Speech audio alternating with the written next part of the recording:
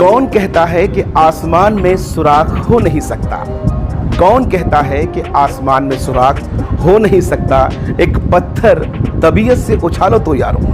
अस्सलामुअलैकुम, नमस्कार, आदाब। मैं हूं निहाल अख्तर पयामी और आप देखना शुरू कर चुके हैं आपका अपना चैनल, आपका प्यारा चैनल गांव मोहल्ला। दरअसल इस वक्त हम मौजूद हैं वजीरपुर इंडस्ट्रियल एरिया में और जहां से आप हमें देख पा रहे हैं, दरअसल ये परिजान स्टील इंडस्ट्री है।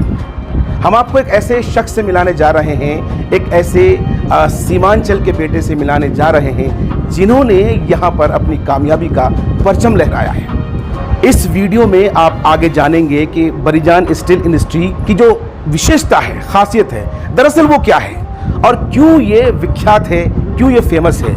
दरअसल इनका एक ऐसा प्रोडक्ट है जिनके बारे में कहा यह जाता है कि जिसकी इन्वेंशन जिसकी शुरुआत इन्होंने की और वो इतना फेमस हुआ कि आज देश भर में, बल्कि यूँ कहा जाए कि दुनिया भर में इसकी डिमांड बहुत ज़्यादा हो गई है और आज दूसरे लोग भी इसको तैयार करते हैं। वो एक स्पेशलिटी इनकी है। इनके साथ साथ कई ऐसे प्रोडक्ट्स हैं जो मार्केट में बहुत ज़्यादा अवेलेबल है। जब हम इंडस्ट्री की बात करते हैं, जब हम स्टील इंडस्ट्री की बात करते हैं, तो जाहिर है सारे के सारे प्रोडक्ट इनके स्टील के हैं और ये अपने आप में काबिल तारीफ़ है कि सीमांचल का लड़का, किशनगंज का बेटा, कोचाधामन का बेटा आज राष्ट्रीय राजधानी दिल्ली में आकर के अगर कामयाबी का परचम लहराता है तो यकीनन ये कामयाबी सिर्फ उनकी नहीं होती है बल्कि पूरे सीमांचल की है, पूरे किशनगंज की है। आइए इस वीडियो में आगे बने रहिए। उस शख्स से आपको हम मिलाने जा रहे हैं और उनसे समझने की कोशिश करेंगे कि उनके इस इंडस्ट्री में वो कौन कौन सी चीज़ें बनती है जिसको आप और हम जानने की जिज्ञासा रखते हैं। आप बने रहिए। अस्सलाम वालेकुम, मेरा नाम नवेद शमसी है। किशनगंज कोचाधामन परिजान गांव से ताल्लुक़ रखने वाला हूं और सन 90 से दिल्ली में रहता हूं और उस दौरान जो हालात थी, उस हालात से कोई नुकी छुपी बात नहीं है। ये 90 के दशक में बहुत ही हालात वहाँ की ख़राब रही है। इसी से इंस्पायर होकर हम जो है पढ़ाई छोड़कर दिल्ली आए और दिल्ली आकर जो हमारे घर की जो हालात थी, उस हालात को फिर से खुशहाल बनाने के लिए हमने हमेशा कोसा रहा कि हमारा घर पहले जैसा, जो हमारे दादा की जो ज़िंदगी रही है, उस हालात को अचीव करने के लिए मैंने अपने दिमाग में रखा कि ये हालात हमारे कैसे आए, हमारे घर खुशहाल कैसे हो, हमारे आसपास के जो मेरे रिश्तेदार हैं वो कैसे खुशहाल हो। इसको जो है हम अपनी ज़िंदगी में अपने जहन में रखते हुए दिल्ली आए और दिल्ली में अब तक स्ट्रगल करते आए हैं। और इस स्ट्रगल में हमने सोचा कि भाई ऐसे कहीं नौकरी पेशा से कुछ होने वाला है नहीं, तो फिर हम जो है वजीरपुर इंडस्ट्री एरिया में मुकीम हुए। और यूँ तो उससे पहले बहुत जगह गए, बातें बहुत बड़ी है, लेकिन मुख्तसर बात यह है कि हम हिंदुस्तान के तमाम जो मेट्रोपॉलिटन सिटी है, सारे मेट्रोपॉलिटन सिटी घूमा है। फिर जो कि दोबारा फिर यहाँ आए दिल्ली और यहाँ आकर के फिर जो है इंडस्ट्री, पहले ख़रीदो फ़रोख्त का काम किया हमने शुरुआती दौर में। ख़रीदो फ़रोख्त करने के बाद फिर जो है हमें लगा कि भाई हमें कोई अपनी प्रोडक्शन निकालना चाहिए, तो हमने जो है एक हलवाई ट्रे के नाम से जो उस टाइम बहुत चला हुआ था। शमसी साहब जी, दो बातें आपसे समझनी है। पहली बात तो ये कि आपने अपने इंडस्ट्री का नाम परिजान स्टील इंडस्ट्री रखा है जी। और दूसरी चीज़ जो हमें जानकारी मिली कि आपके यहाँ का एक प्रोडक्ट काफ़ी स्पेशल है, तो ये दोनों चीज़ें समझाएं जी। परिजान इंडस्ट्री मैंने इसलिए नाम रखा कि मुझे गांव से काफ़ी बहुत कुछ मतलब उनसीयत है। शुरू से ही गांव का मैं जो है बहुत ख्याल अपने आप ही मेरे दिल में रहा है शुरू से ही कि हमारा गांव, हमारा इलाका कैसे डेवलप हो, इसलिए मुझे ये परिजान इंडस्ट्री मैंने नाम रखा है। और दूसरी बात यह है कि आपने पूछा कि ये प्रोडक्ट आपका स्पेशलिस्ट है, तो ये जो है हम हलवाई ट्रे बना रहे थे पहले, स्टील हलवाई ट्रे, तो उसमें चला। उसके बाद उसमें बहुत सारे लोग आए। तो दिखा सकते हैं कौन सा? हाँ, हलवाई ट्रे ये रहा ना, ये रहा हलवाई ट्रे हमारा। मेरा मार्का NS होगा, वो स्टिकर लगा दो बच्चे, तो वो उस मार्के से हम काम चलाए। उसके बाद फिर जो है हाँ बिल्कुल प्रोडक्शन हमारा कंप्लीट, जैसे हम सीट लेते हैं बाहर से और उस सीट को हम फिर प्रोडक्शन करते हैं अपने मशीनों में और कंप्लीट करके जो है हम फिर आगे मार्केट में देते हैं हिंदुस्तान भर में। जैसे अपने बिहार में भी कुछ सेल होता है, कुछ चंडीगढ़, कुछ और दीगर स्टेट में जाता है हमारा माल। तो ऐसे में भाई ये बहुत ज़्यादा चला। एक स्टील डस्टबिन भी जो है आपने शायद जी प्रोडक्शन आपके हाँ, उसके बाद हाँ मैं उसी पे आ रहा हूँ। उसके बाद जो है ये काम जो है बहुत ज़्यादा हलवाई ट्रे वाला काम जो है बहुत जगह खुल गया और काम जो है थोड़ा मंदा रहा और काम उस स्केल में नहीं रहा। तो फिर मैंने अपने जहन में शुरू से ही मेरा ये रहा है कि भाई कोई नए काम करें। शुरू से मेरा एक ये रहा।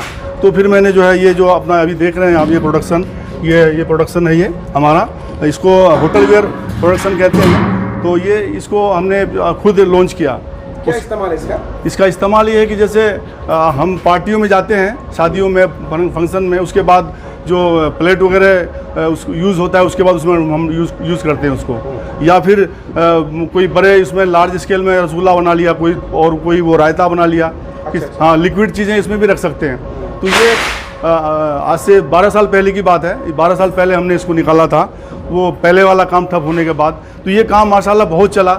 अब अल्लाह के करम से हमारे वहाँ के लोग इसको कई लोग इसको बना रहे हैं। तो बड़ी खुशी है, बहुत खुशी है और इस काम को करने में। अच्छा नवेद भाई, मुझे ज़्यादा समझ में आता है इसको देख करके, इस प्रोडक्ट को देख करके, शादियों में जो बड़े पैमाने पर जो खाने रखे आते हैं, चाहे वो सालन हो, सब्जी हो या फ्रूट्स, वो क्या कहते हैं कि मिठाइयाँ हो, है ना, उसको भी शायद इसमें सर्व। जी उसमें भी सर्व कर सकते हैं, कोई वो नहीं है, उसमें भी कर सकते हैं। चलिए, और कौन सा प्रोडक्ट है? ये कुछ दिख रहा है छोटा छोटा सा, ये हाँ, ये ना, ये जो है मसाला दानी है। इसमें ये तीसरा चौथा प्रोडक्ट है। इसमें अलग अलग इसमें जैसे रखते हैं तो होटलों में जाता है। इसमें 5-6 खाने के होते हैं।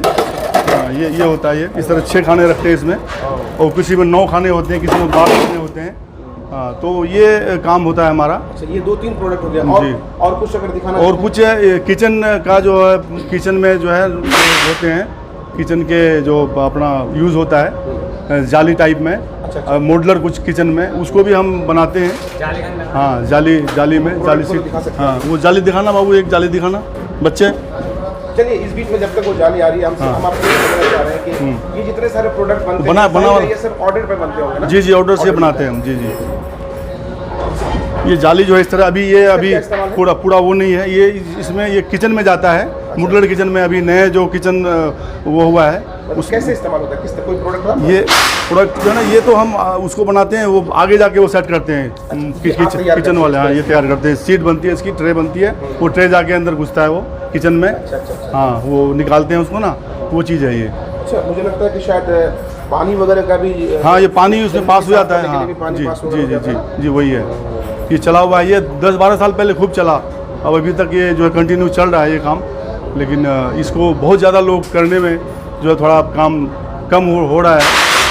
तो दोस्तों, ये हैं जनाब नवेद शमसी साहब, जिनसे हम आपको मिला रहे थे। इनसे मिलाना इसलिए भी ज़रूरी था क्योंकि इन्होंने राष्ट्रीय राजधानी दिल्ली में अपनी कामयाबी का परचम लहराया है। सीमांचल के बेटे हैं, किशनगंज और कोचाधामन के ये लाल हैं, सपूत हैं, और इनको प्रमोट करना ये हमारी जिम्मेदारी है।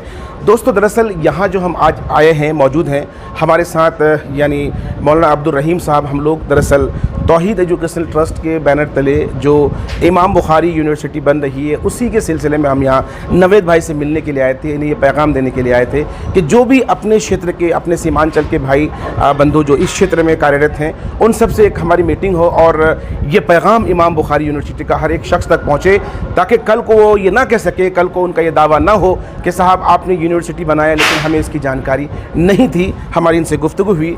नवेद शमसी साहब पिछली मुलाकात में, पिछली मीटिंग में भी हमारे साथ मौजूद थे। नवेद शमसी साहब ये एजुकेशन को लेकर के लगातार इनकी जो फ़िक्र है, ये काफ़ी संजीदा फ़िक्र के लोग हैं और हमेशा इनकी कोशिश रहती है कि जहाँ भी एजुकेशन का काम हो वहाँ पर इनका कंट्रीब्यूशन ज़रूर होता है। नवेद भाई, आपसे ये समझना चाहेंगे कि इमाम बुखारी यूनिवर्सिटी को लेकर के जो कदोकाविशें जारी है, उसको लेकर क्या कहेंगे आप? जी ये बहुत अच्छा सवाल है आपका। अभी 1 साल पहले मैंने जुनेद हैरिस साहब शायद होंगे और मौलाना मतीउर रहमान साहब, ये दोनों फेसबुक में अप्रोच कर रहे थे लोगों को।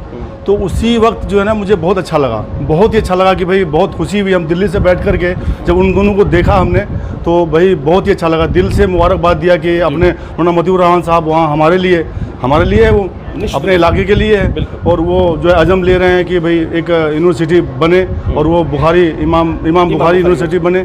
तो बहुत खुशी हुई। तो उसी टाइम मैंने दिल में अज़म कर लिया था कि इसके लिए जहाँ तक हो सकेगा मैं करूँगा। तो इंशाल्लाह फिर अभी पिछले दिनों वहाँ मीटिंग हुई, मुझे ही बुलाया गया था, तो हम लोग भी गए वहाँ। कम उसमें थे लोग, छोटे उसमें थे, मीटिंग छोटे उसमें थे, एक छोटे से होटल में। तो वहाँ अपने लोगों ने अपने अपने तरह से बात रखा, तो बहुत अच्छा लगा वहाँ। फिर उस बात से जो है हम काफ़ी इंस्पायर हुए हैं कि भाई वहाँ अपना जो है बुखारी, इमाम बुखारी मुस्लिम यूनिवर्सिटी बन रहा है। सबसे बड़ी बात यह है कि वहाँ बनने से हमारे इलाके में रोजगार बढ़ेगा, और मेरा इल्म के साथ, पढ़ाई के साथ साथ, एजुकेशन के साथ साथ सबसे बड़ी बात यह है कि वहाँ रोजगार बढ़ेगा। मैं उन लोगों से माजरत चाहता हूं जो इस क्षेत्र में हैं और जिनसे हम नहीं मिल पा रहे हैं, उनसे हम एक्सट्रीमली सॉरी कहते हैं। और जो भी इस वीडियो को देख रहे हैं, आप सबों से मेरी ये गुजारिश है, मेरी ये अपील है, मेरे भाइयों, ये दरअसल किसी एक शख्स का काम नहीं है, ये पूरी उम्मत का काम है, ये पूरी मिल्लत का काम है, ये पूरे देश का काम है, देश के हर शख्स का काम है। यकीन जानिए, आपका यूनिवर्सिटी बनेगा तो आपके क्षेत्र के सारे बच्चे हायर एजुकेशन हासिल करेंगे, और जब हायर एजुकेशन में उनके लिए फिर उनको दर दर की ठोकरें नहीं खानी पड़ेंगी, उनको अपनी जगह से दूसरी जगह पलायन नहीं करना पड़ेगा। महंगाई के इस दौर में जहाँ अगर आप दूसरे यूनिवर्सिटीज़ में जाइएगा तो 10,000 15,000 रुपये आपको खर्चा होगा एक महीने का। क्या ये पॉसिबल है कि आप कर सकते हैं? नहीं कर, एफर्ट नहीं कर पाएंगे। अगर यूनिवर्सिटी बनेगी तो सीमांचल के जो लोग हैं, जो खस्ता हाल लोग हैं, उनको अपने बच्चों को तालीम देने में बहुत आसानी होगी। बहुत बड़ा काम है। आप सबों से गुजारिश है कि प्लीज़ आप सब इस काम के लिए आगे आइए और इस मुहिम का हिस्सा बनिए। जी, अस्सलाम वालेकुम। मेरा नाम मोहम्मद तनवीर, मेरा घर बड़ीजान, और हम लोग बड़ीजान में 1990 के दशक में हम लोग दिल्ली जब आए थे तो उस टाइम दिल्ली गाँव के हालात हैं, सबको मालूम है, किसी से छुपी नहीं है वो हालात। और हम लोग नवेद भाई और अनवर भाई, फारूक साहब, हम लोग कई लोग हैं जो उस टाइम दिल्ली आए और दिल्ली में मेहनत किए, और मेहनत करने के बाद आज अल्लाह का शुक्र है कि सबके पास अपना कारोबार है और अपनी इंडस्ट्री है एक तरह से, और उसमें हम अपने प्रोडक्ट को बनाते हैं और उसको मार्केट में हम लोग बेचते हैं। क्या प्रोडक्ट है? प्रोडक्ट, मेरा प्रोडक्ट स्टेनलेस स्टील में, एक तो ट्रेडिंग का काम है मेरा स्टेनलेस स्टील का, प्लस हम हार्डवेयर के आइटम बनाते हैं, टावर बोल्ट, एल्ड्रोप्स और स्टॉपर, हैंडल वगैरह। और इसी तरह से भाई नवेद का काम यही सेम स्टील में है, और उनका थोड़ा काम कटलरी आइटम में है, उनका ट्रे का काम है। अच्छा, किशनगंज में इस वक्त इमाम बुखारी यूनिवर्सिटी बन रही है। जी। उसको लेकर क्या सोचते हैं, क्या पैगाम है आपका? जी, ये तो बहुत अच्छा एक नया ईजाद है वहाँ के लिए।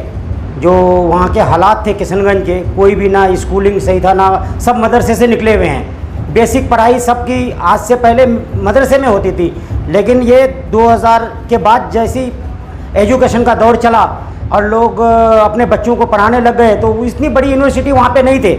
लेकिन आज अल्लाह का शुक्र है कि इमाम बुखारी यूनिवर्सिटी बनने जा रही है। इससे पहले अलीगढ़ मुस्लिम यूनिवर्सिटी की लोगों के अंदर बहुत उत्साह थी और उमंग थी कि भाई एक बनने जा रही है, तो यहाँ के लिए इनकलाब था वो।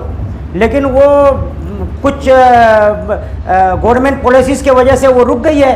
तो अब ये प्राइवेट जो हमारे मौलाना अलहाज मोतीउर रहमान साहब जो इन कामों को लेकर आगे बढ़े हैं, तो वहाँ के हर बच्चा के अंदर एक उत्साह है, एक माहौल है, उमंग है कि एक यूनिवर्सिटी हमारे यहाँ बन रही है, और हम इससे अपने बच्चों को भी हमारे नस्लों के लिए बहुत बड़ा एक पैगाम है। और ये इसमें हम लोगों को बढ़ चढ़ के हिस्सा लेना चाहिए, जानी तौर पे, माली तौर पे, रूहानी तौर पे, दुआओं के ज़रिए, इमदाद के ज़रिए इसमें हिस्सा लेना मेरे समझ में ये आता है कि हम लोग को हिस्सा लेना चाहिए।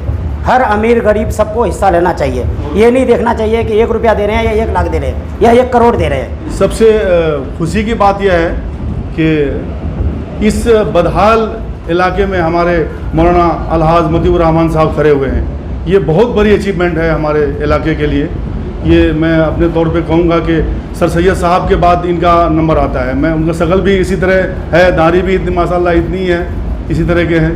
तो मैं महसूस कर रहा हूँ कि उन्हीं के नक्शे कदम पे वो चल रहे हैं। तो मेरी दुआ है कि इस काम को जल्द से जल्द पूरा हो जाए, और हम इसमें जितना भी हो सके अपने तरफ से मैं इनको मदद करूँगा, और दिल से हो, लोगों से हो, अपने इंडस्ट्री के लोगों से हो, और अपने जो जानने वाले हैं उनसे हो, सबों से मैं कह के इंशाअल्लाह गुजारिश करूँगा कि इस काम को आगे करने के लिए मौलाना मोतीउर रहमान साहब के साथ सना बसना क्या बोलते हैं, कदम टू कदम जो है चलेंगे इंशाअल्लाह।